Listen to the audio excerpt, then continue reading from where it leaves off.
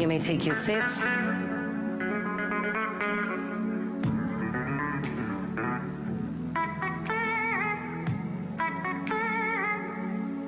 Excellencies, distinguished guests, leaders and visionaries, Mwaramtse, good morning, bonjour, and welcome to Kigali. How are we this morning?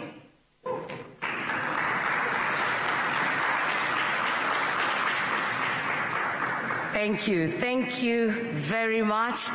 A warm welcome to the land of 1,000 hills. A warm welcome to the inaugural Nuclear Energy Innovation Summit for Africa.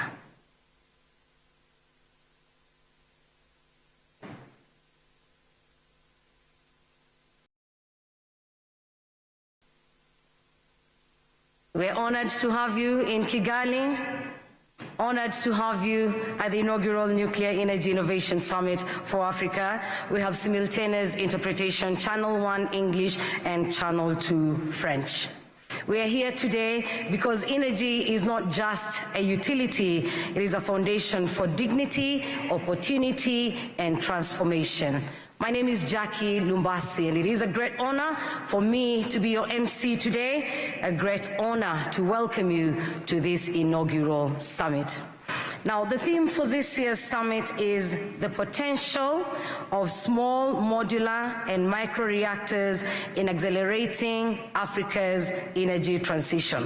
Now, whereas the theme highlights the exciting potential of small, modular, and micro-reactors, it is important for us to acknowledge that the traditional energy systems will continue to play a vital role for many of our countries. This inaugural summit is a call to action. You are in Kigali because you are key to this vision and ambition. Together we seek solutions that are bold, clean, and capable of lighting up every corner of our beautiful continent. Ladies and gentlemen, I now request that we have our eyes fixated on the screen for a short video that speaks to leadership in the age of nuclear energy. Africa stands at a defining moment. More than 600 million people still live without access to reliable electricity. Energy poverty limits opportunity.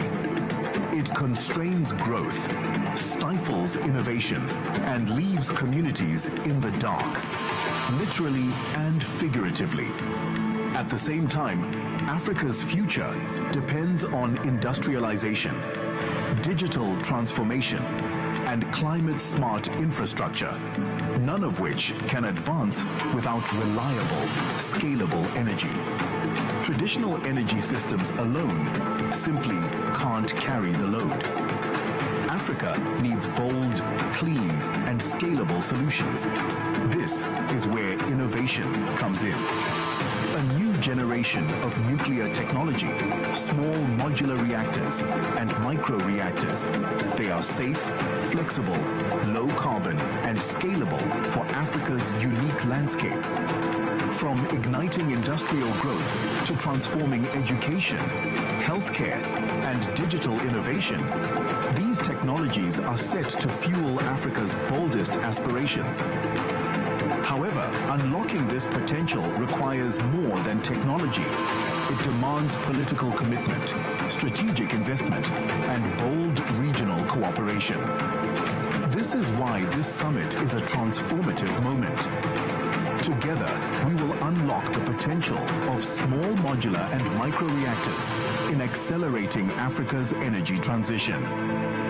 Welcome to the Nuclear Energy Innovation Summit for Africa, where ideas will become action and ambition will meet opportunity.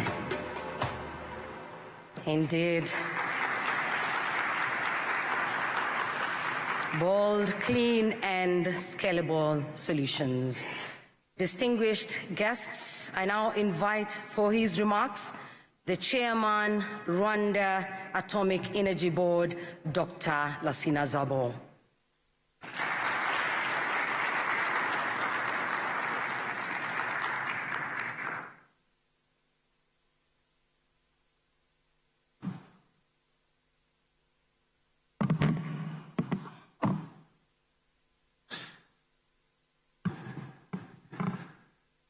Right Honorable Prime Minister and dear friend, Dr. Edouard Nguyenhe. Son Excellence et cher frère Ali Mahaman Lamine Zein, Prime Minister of Niger, the Deputy Prime Minister of Tanzania, and honorable ministers from across the continent, cabinet members, and members of a diplomatic corps, excellencies, distinguished guests, ladies and gentlemen, good morning and welcome to Kigali. What an honor to have you all, policymakers, leaders, and experts, academic institutions, and startup in innovative technologies, youth, all united by a common goal, to chart a sustainable and prosperous energy future for Africa. Rwanda is proud to host this important dialogue, building on the current momentum of nuclear energy implementation and its financing, along with forward-thinking African nations. With your support and partnerships, Rwanda is now taking center stage in the continent's nuclear energy journey, with the hope to see the Nuclear Energy Innovation Summit for Africa giving center stage to African states willing to host a future event. But I cannot go on with this remark without acknowledging the leadership and vision of His Excellency President Paul Kagame, because he's the one who brought me to chair the Rwanda Atomic Energy Commission, or board. I'm from Burkina Faso. One would wonder why bringing somebody from Burkina to chair the Rwanda Atomic Energy Board. But that's the Pan-Africanism and the leadership and vision that President Kagame is sharing with you all to show that you don't have to be Rwandan, you just have to be African.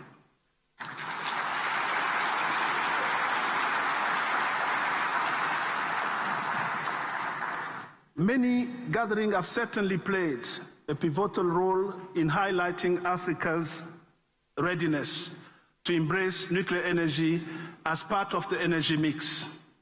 Each one has reinforced a crucial message. Africa is not just a participant in the global energy conversation. We are leaders, innovators, and stakeholders shaping the future of clean energy solutions. As we set the tone here in Kigali, the government of Rwanda expects this summit and future ones to provide a platform for African nations to showcase the progress we are making, highlight our specific energy needs, and forge meaningful partnership with international stakeholders. It is an opportunity as well to demonstrate to the world that Africa is not merely adapting to the global energy transition, but is driving it with resilience, innovation, and collaboration. Now, what about Africa's vision and building on the momentum? Africa's energy vision is ambitious, yet essential. Our rapidly growing populations and economies require an energy infrastructure that is not only expansive, but sustainable. Nuclear energy offers us a unique opportunity to meet these demands while addressing the challenges of energy poverty and climate change. Ghana, Kenya, many other African countries have established a strong foundation for continental dialogue on nuclear energy. They introduced key questions about capacity building or capacity development, infrastructure, and now financing, and began to tackle the critical issue to regional cooperation. When I talk financing, and I want to salute my dear brother, the Prime Minister of Niger, who has a strong background in finance, Minister of Economy and Prime Minister. It's during our discussion at the West African Development Bank Development Days that we talk about your invitation to join. And we want to thank you for having honored all of us to be here. And thank you, Prime Minister.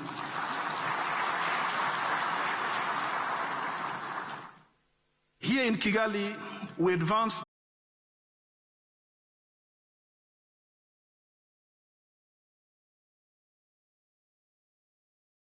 from improving healthcare to the Director General of the World Nuclear Association here. Thank you for coming. And the nuclear energy is Rwanda's commitment to safety, security, and non-proliferation of Africa's nuclear energy journey.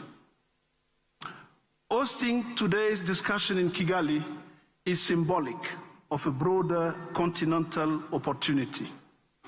Africa's nuclear energy aspirations are no longer theoretical. They are grounded in real needs, compelling data, and a growing urgency for sustainable solutions. Consider this. Countries like Nigeria, Ghana, Kenya, and Rwanda will experience exponential increases in energy demand, up to 4,008% for Rwanda alone. Meeting these needs requires a robust, multifaceted approach, and nuclear energy must play a central role. This Nuclear Energy Innovation Summit represents a unique opportunity for us to take the insights from today's discussion to a global stage. It will allow us to present Africa's case for nuclear energy.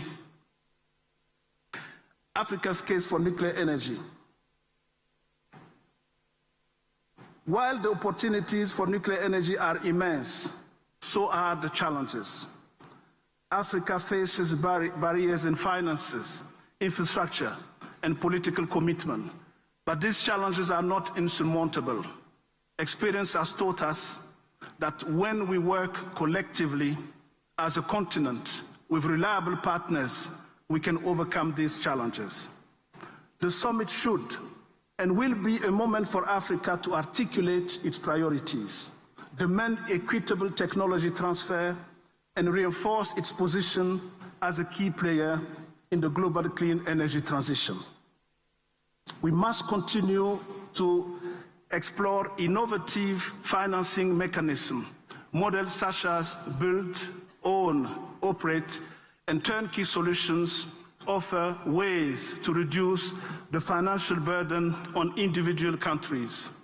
Collaborative initiatives like joint procurement schemes also ensure that small nations can access the benefits of nuclear energy. The West African Development Bank and other development banks are vital allies in mobilizing these resources, alongside international partners like the IEA, the private sector investors. I take this opportunity to salute the recent changes as multilateral development banks embark in possibly financing nuclear energy as a serious means for Africa's socio-economic and industrial development. Now talking about regional integration. And yes, Africa's energy future depends on collaboration. Initiatives like the West African Power Pool and the Southern African Power Pool exemplify the potential for shared energy infrastructure. By aligning our grids and regulatory frameworks, we can ensure that nuclear energy benefits not just individual nations, but the entire regions. Nuclear energy also offers an unprecedented opportunity to equip Africa's youth with the skills needed for a high-tech future. By investing in education and capacity building and/or development, we can create a generation of nuclear engineers, regulators, and policymakers who lead this sector for decades to come. Rwanda's experience with the development of its Center of Nuclear Excellence demonstrates the value of prioritizing youth in our nuclear ambitions. Now talking about political commitment and trust. Finally, our government and His Excellency Dr. Edward Ngirente, we must demonstrate long-term commitment to nuclear energy. Project of this scale requires stability and consistency, with clear guarantee to attract investors and reassure the public. And we must communicate the benefits of nuclear energy clearly and transparently. Our goal must be to develop a united voice that articulates our needs and aspirations. We must highlight our readiness to innovate, our commitment to sustainability, and our determination to lead. The summit is an opportunity to deepen partnership, work on securing investment, and advocate for equitable access to nuclear technology. It is a chance to remind the world that Africa's energy future is a matter of global importance. By embracing nuclear energy, Africa can demonstrate that sustainable development and industrial growth are not mutually exclusive, but are complementary pillars of progress. Excellencies, distinguished guests, let us use this moment to reaffirm our commitment to Africa's energy future.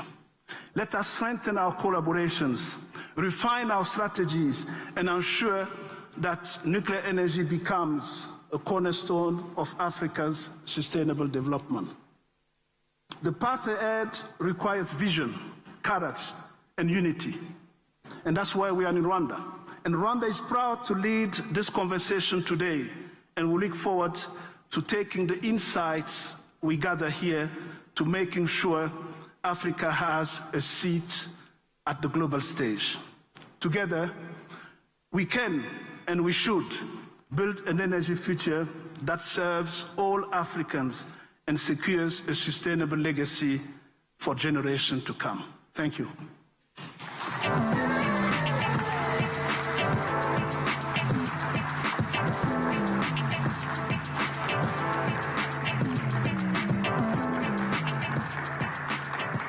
Thank you very much, Dr. Zabo. And as you rightly put it, Africa will no longer be a participant in global energy conversations. We are leading and we are innovating. And indeed, together we can build an energy future that serves all Africans. Thank you so much. And now, distinguished guests, it is my greatest honor to invite forward Honorable Dr. Doto Mashaka Biteko, Deputy Prime Minister and Minister for Energy, Jamhuri ya Muungano wa Tanzania.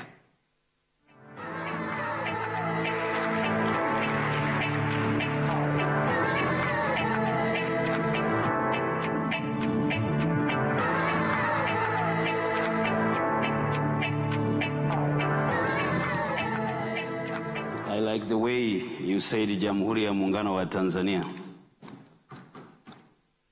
Honorable Dr. Edward Ngirente, the Prime Minister of Rwanda, Honorable Ali Mohamed Zein, the Prime Minister of Niger, Honorable Ministers here present, distinguished guests, ladies and gentlemen. On behalf of the United Republic of Tanzania, it is great pleasure to stand before you to address this third summit on nuclear power development, titled Nuclear Energy Innovation Summit for Africa, which is happening here in Kigali, Rwanda. On the outset, let me express my profound gratitude to the government of Rwanda in collaboration with the key stakeholders like international institutions, including International Atomic Agency, the United Nations Economic Commission for Africa, UNECA, the Nuclear Energy Agency, and the World Nuclear Association for hosting this Nuclear Energy Summit here in Kigali, Rwanda, with the theme, the potential of small modular and micro reactor in accelerating energy for Africa transition. Today, Nuclear Energy Summit exemplifies the partnership support and collaboration that exists toward nuclear international development in the energy sector. We deeply value the partnership and pledge to continue working together to ensure that the collaboration contribute to the prosperity of the African ambition. The knowledge and results which is going to be generated through this summit are anticipated to significantly contribute to strategic advancement and power our people. We believe that the insight which is going to be gained and the outcome of this summit will be instrumental in advancing the development of nuclear power in Africa. Distinguished guests, as it has been said, about 600 million people and 10 million small businesses in Africa have no access to reliable electricity. This challenge is further compounded by the fact that electricity demand in Africa is growing twice as much, as faster as the global average, driven by urgent need for industrialization to meet our social economic priorities. Not only that, but also the climate change has impacted the performance of most of our traditional energy sources, resulting in reduced power generation from these traditional sources. In my own country, Tanzania, the annual power demand is growing at a pace of 10 to 15%. To meet our development goal, we plan to increase our installed capacity generation from the current status, which is 4,414 megawatts, to over 10,000 megawatts in the year 2030. Our commitment to regional power integration through the Eastern and Southern African Power Pool and the eventual continental-wide grid interconnection present a significant opportunity to exploit our energy sources, including nuclear, which we have them in abundance. We remain optimistic that nuclear energy will be a viable option for our future. Ladies and gentlemen, Tanzania regards nuclear energy not only as an alternative energy source, but also an environmental-friendly energy crucial for sustainable future due to its ability to provide reliable and low-carbon sources of electricity. Unlike fossil fuels, nuclear power generates vast amounts of energy with minimal greenhouse gas emission, which is essential for combating climate change, which is very essential for combating climate change, and I think this is the area we have to put much more effort to develop these sources.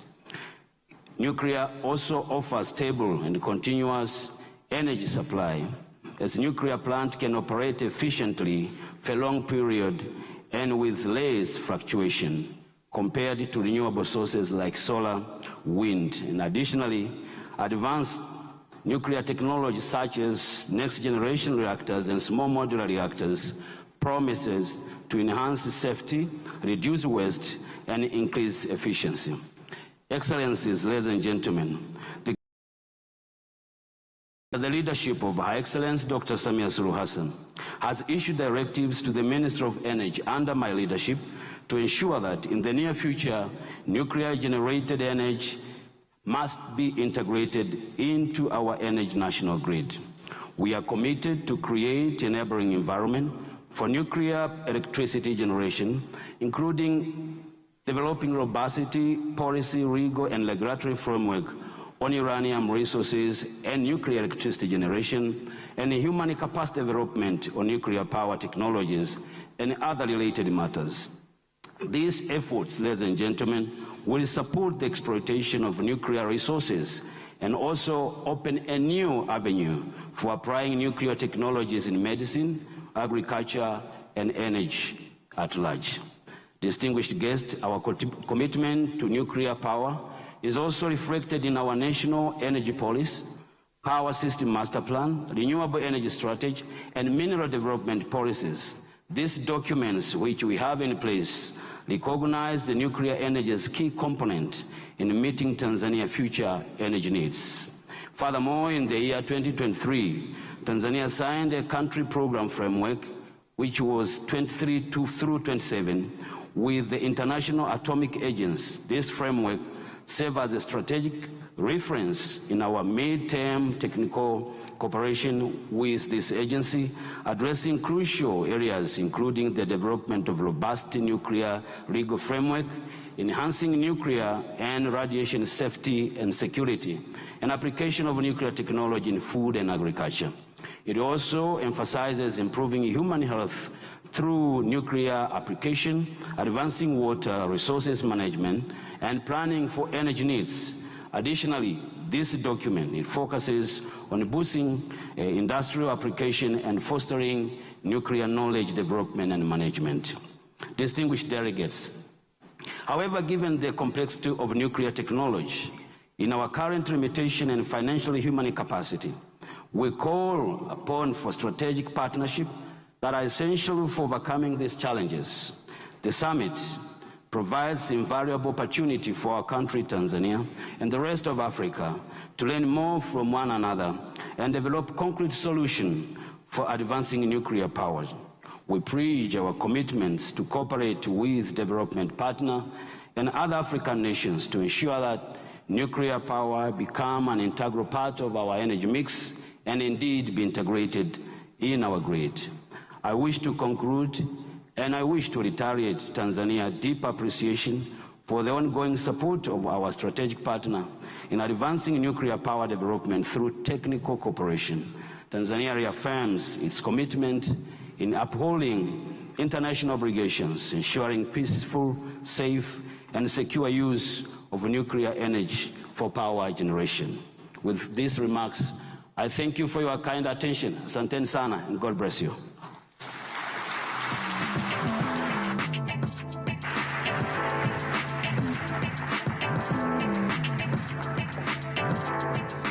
Asante sana, Dr. Doto, and God bless you too. Those are powerful words. Dr. Doto remains optimistic that nuclear energy is what will take Africa to the next level as far as energy is concerned. And as you heard, his ministry has been instructed to ensure nuclear generated energy is integrated into the national grid. And we do wish you all the best with that, Dr. Doto. And now it is my honor to invite His Excellency Right Honorable Ali Lamin Zen, Prime Minister of the Republic of Niger.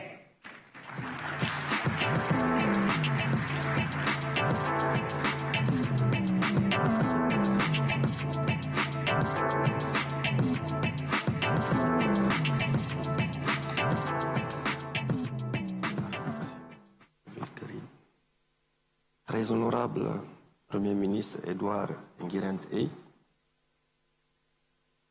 c'est le Premier ministre Dr Machaka, ministre de l'Énergie de Tanzanie, cher frère Dr Lassina, Premier ministre, Mesdames et Messieurs les ministres, distingués invités, c'est un honneur pour le Niger d'être invité et représenté à ce sommet sur l'innovation dans le secteur de l'énergie nucléaire en Afrique.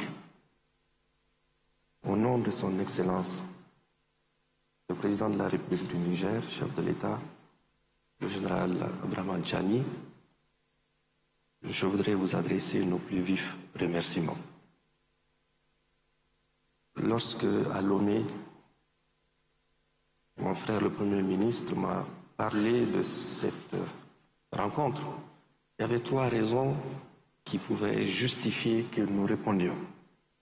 La première, c'était un Burkinabé. Burkinabé, vous savez, le Niger, le Mali et le Burkina ont créé la Confédération des États du Sahel. Ça a été un honneur pour nous de savoir que notre compatriote est appelé par le Rwanda, un pays qui travaille pour l'Afrique, et donc première raison. La deuxième raison, on parle de l'uranium, l'énergie nucléaire. Le Niger est ce pays qui recèle la mine la plus importante du continent et la deuxième au monde. Donc on ne pouvait pas être absent de ce grand rendez-vous pour discuter et savoir comment est-ce qu'on peut, sous le couvert de la solidarité, partager cette ressource. La troisième raison, l'événement se passe au Rwanda. Le Rwanda est un pays qui prêche par l'exemple. La gouvernance, l'ordre, la discipline et le panafricanisme. Donc tout cela réuni, nous avons sollicité l'autorisation du général Tchani pour venir et par la grâce de Dieu, nous sommes là ce matin.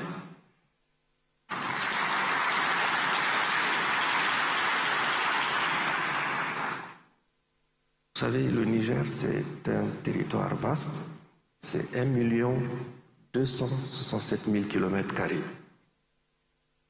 Si on veut faire de l'énergie solaire, c'est 12 mois sur 12 que nous avons le soleil. Et les 2/3 du pays, c'est le désert. On peut rentabiliser, il y a le vent. Le Niger produit également du pétrole, du gaz. Mais nous avons également de l'eau, des eaux, j'ai presque envie de dire. Nous avons le fleuve Niger sur lequel les bailleurs de fonds, en tête desquels la Banque africaine de développement à l'époque, dirigée par un Rwandais que je salue, Donald Kaberuka, avait pris place pour financer le barrage de Kandaji. Donc nous avons diverses sources d'énergie, mais nous avons l'uranium également. L'accès donc à cette ressource, l'accès à l'énergie fiable est aujourd'hui un défi majeur pour le développement de nos nations. Le Niger entend donc y apporter une contribution singulière et décisive. Producteur d'uranium depuis plus de 50 ans, il maîtrise l'ensemble de la chaîne, que ce soit au niveau de l'extraction, du traitement et de l'exportation. Notre ambition, c'est même d'opérer de la transformation localement. Nous avons toute l'expertise pour cela.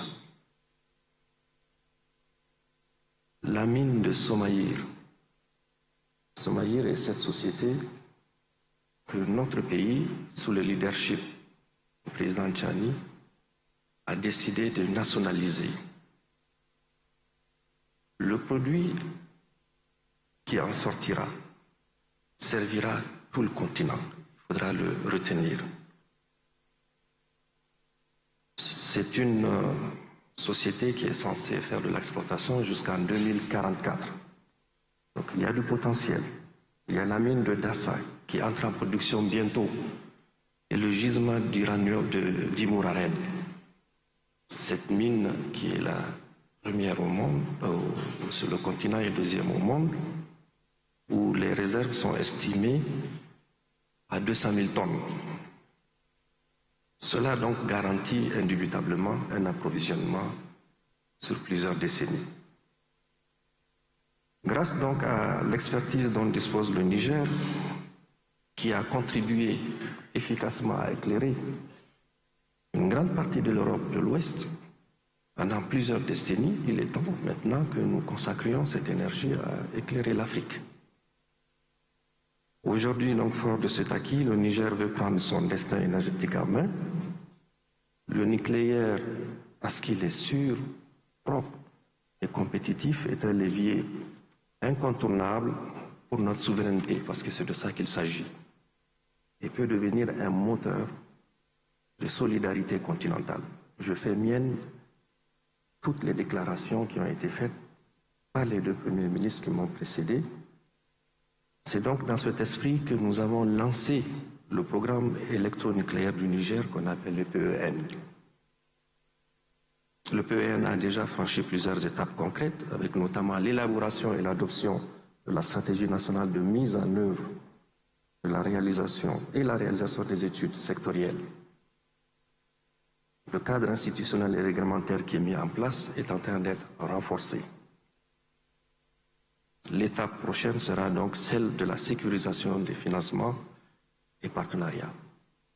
Avec ma casquette de ministre de l'économie et des finances, c'est avec plaisir que j'échangerai avec tous qui voudraient investir. Nous sommes là aujourd'hui pour plancher sur ces questions de mobilisation des ressources. Et j'ai fait un salut à notre frère Serge Ekwe, à la tête de la Banque West African Development, qui y travaille ardemment. Pour nous, ce programme s'inscrit dans la durée, la transparence, la bonne gouvernance, via une coopération équitable et sincère, respectueuse des intérêts de nos peuples. Pendant longtemps, nous avons vu cette matière partir et éclairer d'autres continents. Il est important à partir de cet instant que sous le couvert de gagnant-gagnant, que nous puissions procéder à une exploitation, une transformation et une distribution à la fin. Nous vous invitons donc à vous joindre à nous pour transformer cette vision en réalité. Ensemble, écrivons une nouvelle page de l'histoire énergétique de l'Afrique et que la lumière du nucléaire éclaire durablement le progrès de notre continent et que cette initiative soit entretenue ici même au Rwanda sous le leadership de son président. Nous sommes rassurés. D'ailleurs, je disais hier à notre frère Lassina que la prochaine rencontre, souhaitons qu'elle se passe au Niger. Je vous remercie.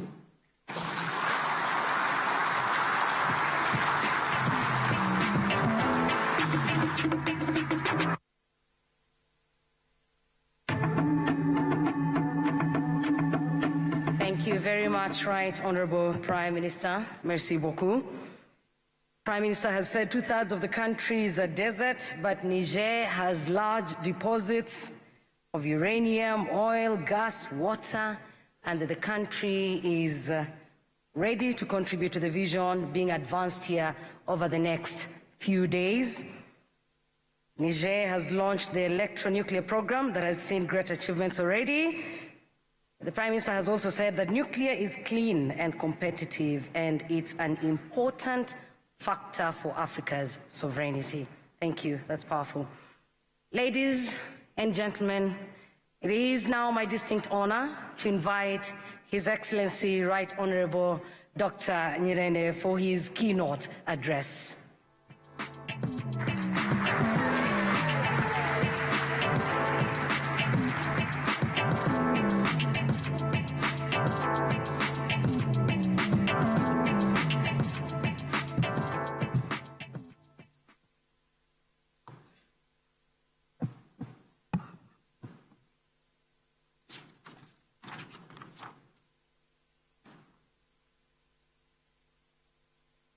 Excellence, Monsieur Ali Mahaman Lamine, Premier ministre de la République du Niger, Your Excellency Dr. Doto Biteko, Deputy Prime Minister and Minister for Energy of the United Republic of Tanzania, Honorable Ministers here present, distinguished delegates, scientists, nuclear experts, and partners from across our continent and beyond, a very good morning.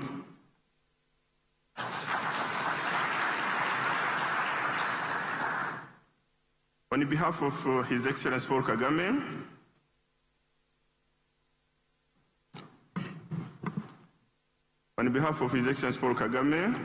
President of the Republic of Rwanda, I warmly welcome you to the first ever Nuclear Energy Innovation Summit for Africa, NEISA 2025. Let me begin by thanking all our partners. This important summit would not have been possible without your shared commitment to Africa's energy transformation. For anyone familiar with Africa's energy landscape and its related challenges, it is easier to understand the relevance of this summit. The future of the Africa energy landscape will continue to be driven by increasing energy demand and increasing population growth. According to some statistics, in not more than 40 years from today, Africa's population could exceed 3 billion people.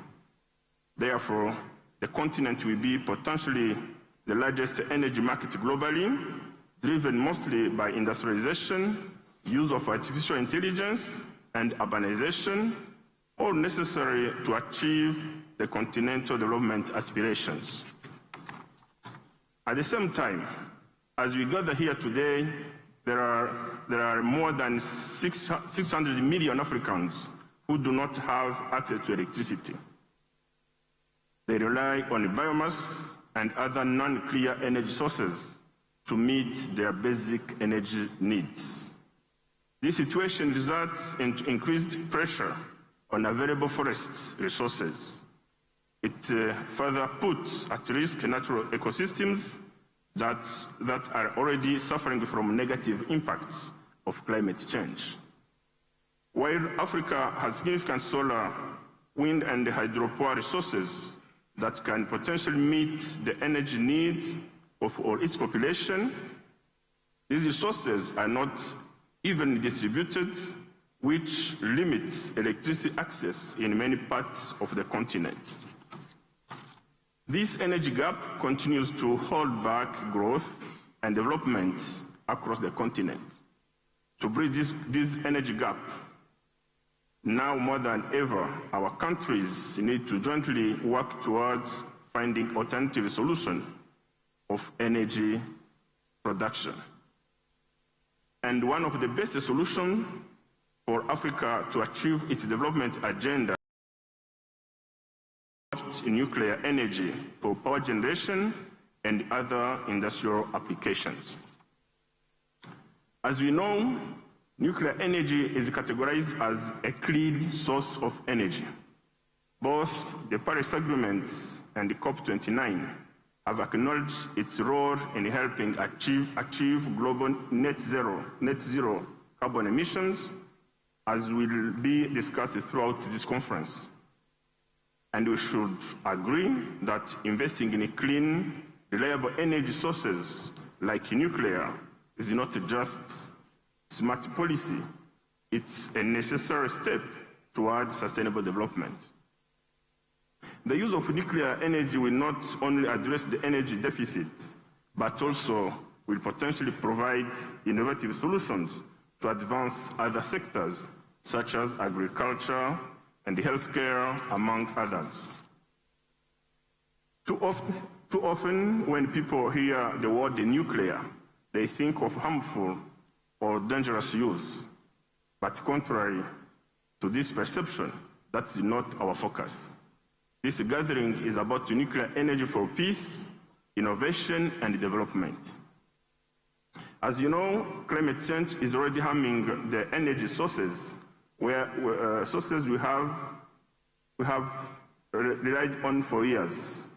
That makes it more urgent to find new, reliable ways to power our homes, communities, and economies. Take the example of Zambezi River. In 2024, its water levels dropped significantly, forcing the Kariba Dam, one of Africa's largest hydropower plants, to cut back electricity generation. This led to power shortage and exposed how climate change is putting even our most dependable energy infrastructure at risk. We believe that in this context, Africa, mentioned earlier, our continent is rich in energy resources. However, these are not equally spread and remain dependent on weather conditions. And that is why nuclear energy deserves our attention. It is clean, reliable, and does not depend on rain or sun. It provides consistent power day and night. Distinguished guests, here in Rwanda, our Vision 2050 aims at making us an upper middle-income country by 2035 and a high-income country by 2050. For the implementation of this national development agenda, known as the Rwanda Vision 2050, our country will need up to 5 gigawatts in electricity generation capacity. Our available internal energy sources can provide up to 1 gigawatt. Therefore, Rwanda has decided to use nuclear energy for power generation to avoid the imbalance in energy demand and supply. This will accelerate our economic transformation towards a knowledge-based economy. In this regard, we recognize the need for smaller and micro-nuclear power plants as pathway for smaller energy systems to afford nuclear energy in our national energy mix. In this context, Rwanda remains committed to fostering an open and supportive business environment, and we welcome partners from around the world to collaborate, localize their solutions, and scale impact not only in Rwanda, but across the continent. As I conclude, let me leave you with 3 messages to carry forward. First, in the African context, nuclear energy holds the potential to accelerate progress, strengthen essential services, and promote inclusive development across all communities during the energy transition. Second, Africa must lead this transition together through regional partnerships, innovation, and global cooperation. We can turn today's energy challenges into tomorrow's opportunities. Third, the time to act is now. Climate change is real, and our population is growing. We must diversify our energy mix, and nuclear is part of that solution. With these remarks, I now declare the 2025 Nuclear Energy Innovation Summit for Africa officially open. I wish you fruitful discussion.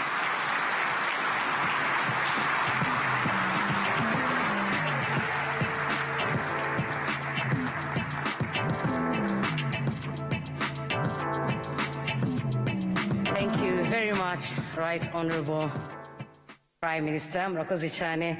As the Prime Minister has said, Africa must be in this transition together, and there is an opportunity here for us to turn today's challenges into tomorrow's opportunities. The energy gap continues to hold back growth and development, and to bridge this gap, we all have to work together. Investing in clean energy is not a policy, not just a policy, but a necessary step to take. And for the next 2 days, when you hear the word nuclear, please don't think of the harmful nuclear. Think of peace, innovation, and development. Thank you very much, Right Honorable. And now, ladies and gentlemen, we're going to switch gears and have a conversation about nuclear energy's role in Africa's development agenda. And for the purpose of this conversation, join me as I invite forward Dr. Sama Bilbao, Director General, World Nuclear Association. Dr. Lassina Zabo, Chairman, Rwanda Atomic Energy Board. And to moderate this conversation, I invite Dr. Andrew Kamau, Co-Director, Energy Opportunity Lab.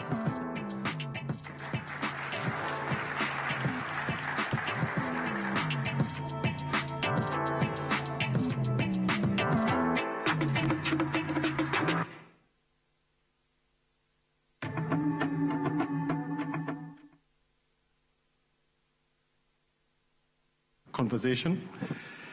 with two of my friends, and I think I'm going to first start with you, Dr. Zebo. You are host. I wanted to find out from you, why are we talking about energy? You know, we seem to be entering into a conversation in the middle of a conversation. You know, we are talking about nuclear energy. We've heard from the distinguished speakers before us about some of the needs that are there. But why do we talk about energy? What is it for? Thank you, Andrew. First of all, you talk about energy because, you know, Dr. Kande Yumkwela, who is a former Director General of the Industrial Development Agency and also the Executive Secretary of Sustainable Energy for Whole, was supposed to be here. Yes. And being at the panel with Dr. Bilbao. But in fact, he can't come because there's an energy crisis in Sierra Leone. It's that serious that he has to cancel last minute. And in fact, he was texting just now and sending pictures of the discussion he's having and the negotiation with the power supplier. That shows that energy is key. And both Prime Ministers and the Deputy Prime Minister of Tanzania have laid out the issue we have in Africa. And in my discussion with you and many others, we're talking about solar energy. But I often ask people, solar is great for electrification, but we haven't yet managed to industrialize the continent with solar energy. You've talked about the cost of solar energy and the fact that it has been spread across the continent and across our villages for what people need, for lighting. But what we need is powering our agriculture, powering, in this modern day, our data centers for artificial intelligence that is now accessible to everyone. And I think there will be a discussion with both Ministers of ITCs of Rwanda and Togo, and then many others to discuss this issue. Energy is key. Agriculture is, but energy is as well. And then they go both together. And that's why Africa cannot get away from getting involved in the implementation of nuclear power plant today, and specifically with the small modular reactors that are easy to deploy, modulable, as we say. And I'm sure Dr. Bilbao, who is the World Nuclear Association head, will give more detail on the technical aspect of those technologies. Yeah. Dr. Bilbao, I wanted to ask you, the whole nuclear thing, it's not new. It's not new to Africa. In the 50s, you know, there was the Atoms for Peace program, which was started by President Eisenhower after the Second World War. And there was a program of foreign nuclear research reactors, of which Kinshasa got a research reactor. And then it ended. And I think the reason it ended is because there was a fear of nuclear proliferation, of, you know, misuse of nuclear fuel. What is going to be different this time? You know, we talk about regulations, about laws. What's different this time? Well, thank you, Andrew. Thank you, Dr. Servo. Thank you to the government of Rwanda for putting this together. It's a great opportunity to actually bring lots of thought leadership to move Africa forward when it comes to development and energy. So answering your question, Andrew, and I think that Dr. Servo alluded to what's happened in the last, I would say, 4 or 5 years at a global level, not only in Africa.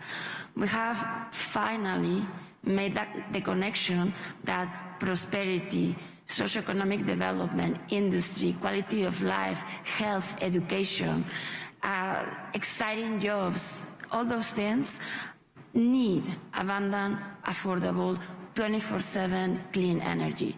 And in many parts of the world, we have realized that nuclear energy is definitely a piece of that puzzle.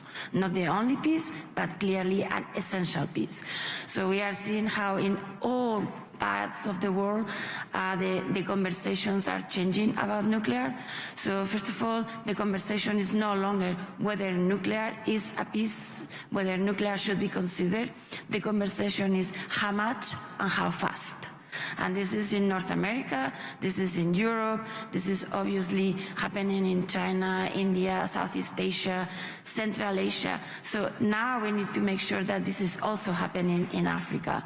We have a few things already happening in Egypt, in South Africa. We are seeing not only accelerating the growth for nuclear, but I think that we really need to bring all these pieces together everywhere else in Africa. And let me just say, to me, this is a perfect moment in the history, because it's not just Africa who is rebuilding this infrastructure that, as you said, we used to have in the 60s, 70s or earlier. This is the same in many other parts of the world. In Europe, in North America, for more than 20 years, we have not invested in this technology. We have really let the infrastructure to go a little bit eroded.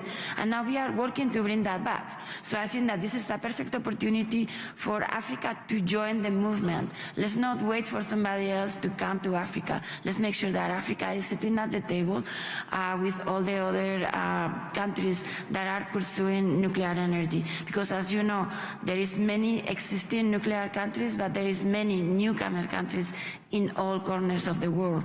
In Africa, in Europe, we have Poland, we have Norway, we have Denmark. These are newcomer countries that have never had nuclear power.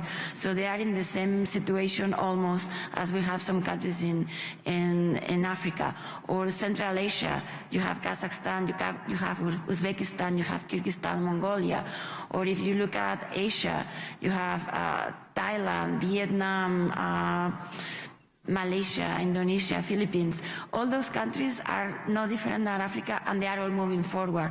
I think that is the moment to build this coalition of the newcomer ambitious to actually be at the table and make sure that you make actionable decisions on your future, including nuclear as part of the picture. So when we talk about regulations, we talk about laws, where can we look for good examples? I know we were talking initially about places like UAE, who are able to build 3 nuclear power plants in the shortest possible time, Korea maybe. So what are these shining lights that we can look towards? Right. Well, so let me just say, I think that it's important that we look at nuclear not in isolation. I think that we need to look at the entire energy system. So it's important to have a long-term vision of the entire energy system, including, of course, the generation, a diverse and secure generation, including probably nuclear in many cases, but also the entire system, transmission, distribution, and all the ancillary services to make sure that that we have a reliable system. So there are a few good examples all over the world of actually having this thought leadership to move forward quickly.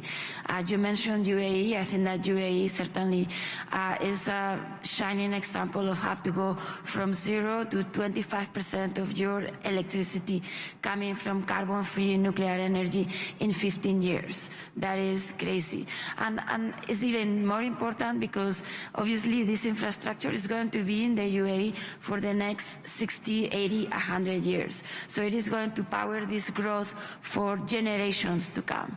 But if you think about this, this is not very different to what is happening, for example, Bangladesh. Bangladesh will start their first nuclear power plant this year or maybe early next year, I mean very, very soon. And Bangladesh is going to go from 0 to 10% of their energy capabilities coming from electricity, coming from nuclear in 10, 11 years. That is very ambitious. But then again, look at what happened in France or in Sweden in the 80s and 70s. It's not different. These were countries that were trying to develop. They didn't have the strong economies that they have today. They made a bet. They have a strong, bold leadership that said nuclear energy has to be a piece of our long-term economic development. And in the case of France, for example, we have 19 plants built in 15 years. In Sweden, I think it was 10 plants in 10 years. So it is feasible. It's been done before.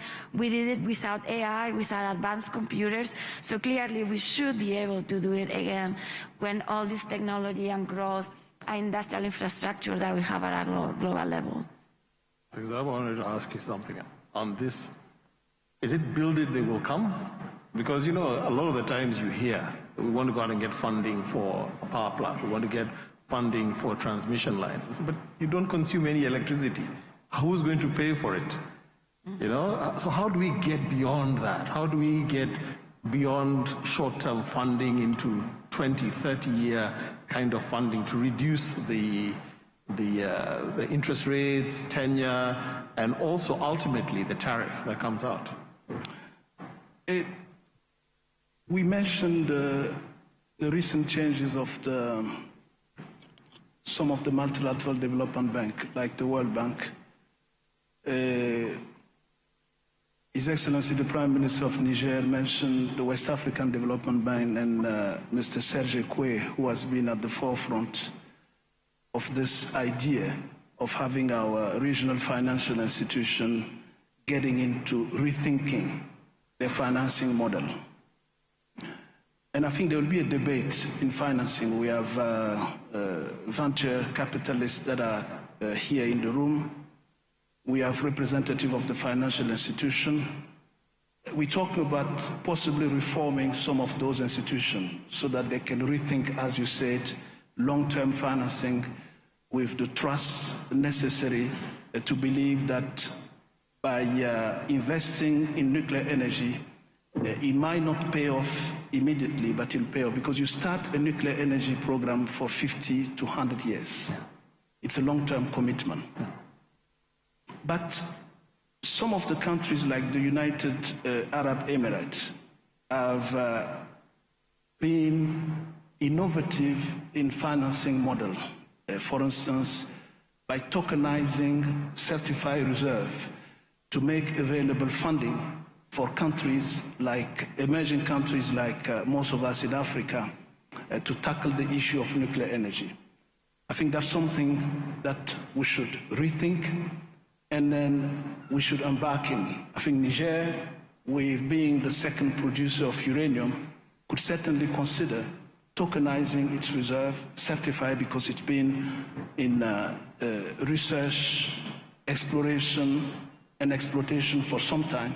I think it's time that they take ownership in tokenizing those reserves so that it could make available fund for them to consider infrastructure, not only in nuclear, but other type of infrastructure for their socio-economic and industrial development.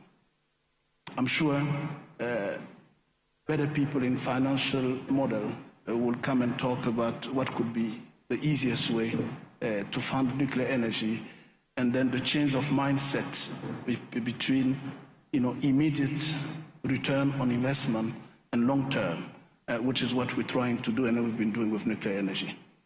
Yeah. Dr. Bilbao. Yes, if I may add, Andrew, I think that what Dr. Cerrulla said is absolutely essential. I think that there is financing out there for clean energy and clean energy infrastructure. And I think that the new changes that we have seen with the World Bank changing their lending policies, and frankly, many global banks and financial institutions paying a lot of attention at the role of nuclear, I think we are seeing a sea change here. I think you remember last year at the New York Climate Week, we were able to bring together 14 global major banks and financial institutions that were supportive of this goal of tripling global nuclear capacity by 2050 everywhere in the world. And so I think that we've been able to, I mean, we need to do much more work, don't get me wrong, but I think that we are seeing how these financiers are recognizing the completely different business case for nuclear power projects. How we are looking at a 60, 80, 100-year project with, yes, large capital investment up front, but as soon as the plant is operating, we are going to see a steady, constant, reliable revenues that are going to be very, very profitable. We are seeing this everywhere. So it's just really a matter of attracting the right investors into these projects. Clearly, perhaps some investors with very short time frames may not be very well aligned with new nuclear projects. Perhaps they will be very well aligned with exploration of uranium or mining of uranium. There may be different types of projects and maybe different, pension funds or sovereign wealth funds may be much better aligned with a longer-term energy infrastructure project that includes nuclear. So this type of work we are doing, and I know that many policymakers here in the room have been doing this homework, but I think that the good news is that the mindset is changing and financiers are understanding better and better how nuclear fits in the financing picture. I think one of the things that obviously is there that we need to create skills, both engineering, the nuclear scientists and people who can of course maintain these plants. I'm always concerned about brain drain because the training is happening in other countries. And there are shortages, of course. Everyone is talking about nuclear. Once our best and brightest go somewhere to learn this, what are the chances that they'll come back? I mean, this is for both of you. Is there a way we can have this training done in centers of excellence here on the continent? Yes, I would say so, because Ghana has a school for nuclear engineering that is bringing about people from across the continent. But I want to give the example of Rwanda. What under President Kagame's vision, Rwanda has, for the past 5 years, consistently sent professional and young students abroad to study nuclear science technology. For the past 5 years, and the 6th year, next year, precisely, they will be trained in Rwanda. That's probably the way to go, because we create a critical mass of experts that will accompany the deployment and implementation of our nuclear energy ambitions. But also, Dr. Sama will probably elaborate on it. She's funding training courses. There are 5 weeks training courses on nuclear science and technology. In fact, she's running tomorrow to go to China for their graduation. And I hope the fact that she's here, she will do the course next year in Rwanda. Yeah. And that's what I hope. Okay, let's plan on that. I like that idea. No, so I very much agree with Dr. Servo. Obviously, we need to invest, we need to inspire, develop, and grow this global nuclear workforce. This is clear. And it is true that perhaps there is more existing capabilities in other parts of the world, so we really need to make serious investment in that in the continent of Africa. At the same time, I will say one thing. When we are looking at these big nuclear projects, only a small part of the people that will be involved in these projects, in the running of these facilities, are going to be nuclear engineers or nuclear professionals. We are going to need lots of mechanical engineers and civil engineers and electrical engineers and chemical engineers and all kinds of engineers, of which we already have many, and we can have many more. But very importantly, we also need pipe fitters and welders and people in manufacturing. We need project managers. We need economists and financiers. We need all kinds of other people that are going to contribute to this effort.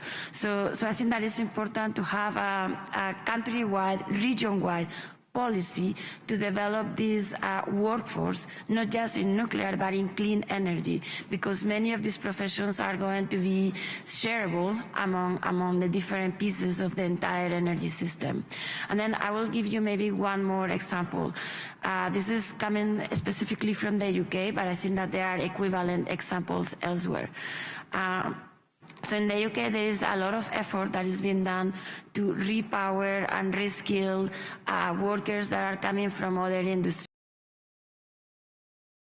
In the United States, there is many experienced people that are in that industry that can be reskilled and re-educated to be able to work in nuclear or in other clean energy industries. So I think that this is a huge task. I mean, I'm not trying to minimize the effort, but I really want to make sure that we understand that we don't have to start from scratch. There is lots of talent already existing in our pools that we really need to redirect repower in the right direction. And then I would say one last thing, taking advantage of the mention. So World Nuclear University Summer Institute is, as Dr. Servo said, one of our flagship programs. We are very proud of this. It's a 5-week program where we bring 70 people, promising people. They have been selected by the organizations to come into this program. And we educate them in everything and anything about nuclear energy. But more importantly, we educate them for them to become the next generation of leaders in the nuclear industry. And I cannot emphasize enough how important is leadership. I mean, we need all the technicians, all the experts in all the pieces of the puzzle, but we need the vision and the bold leadership that is needed to actually drive these programs forward. Thank you very much. It looks like we've come to the primer, and it'll be the setting of the discussions that we'll have for the next 2 days. So thank you very much. Thank you. Thank you.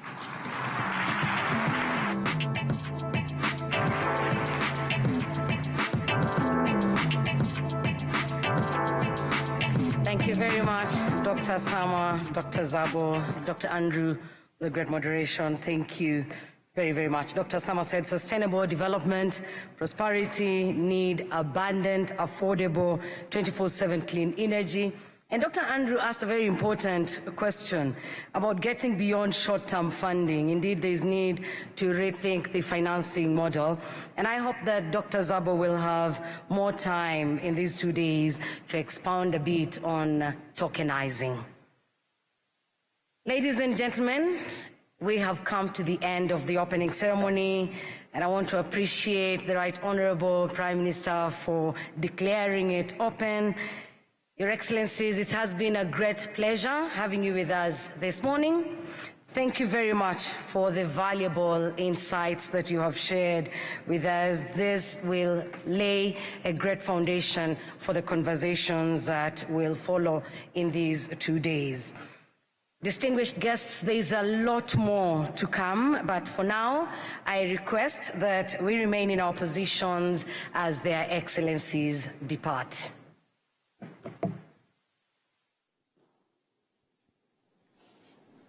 Minisitiri w'Intebe Dr. Edouard Ngirente akaba amaze gutangiza ku mugaragaro inama yiga ku mikoreshereze y'ingufu za nucleaire hano i Kigali.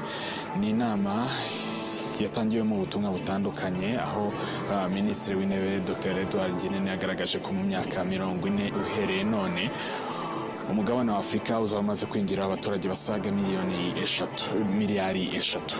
Kandi aba baturage bazaba bari gukoresha by'umwihariko ikoranabuhanga ry'ubwenge buhangano ndetse n'ibindi bikorwa bibateza imbere, bityo ko ari ingenzi ko ingufu z'amashanyarazi zakoreshwa ariko zibyajwe umusaruro uturutse mu ngufu za nucleaire. Agaragaza ko ingufu za nucleaire zitakwiye gukomeza kumva nk'aho ari ingufu zo gusenya isi, ahubwo zishobora no kuba ingufu zitanga amahirwe by'umwihariko hano ku mugabane wa Afurika ndetse no mu bikorwa byo gutanga amashanyarazi ku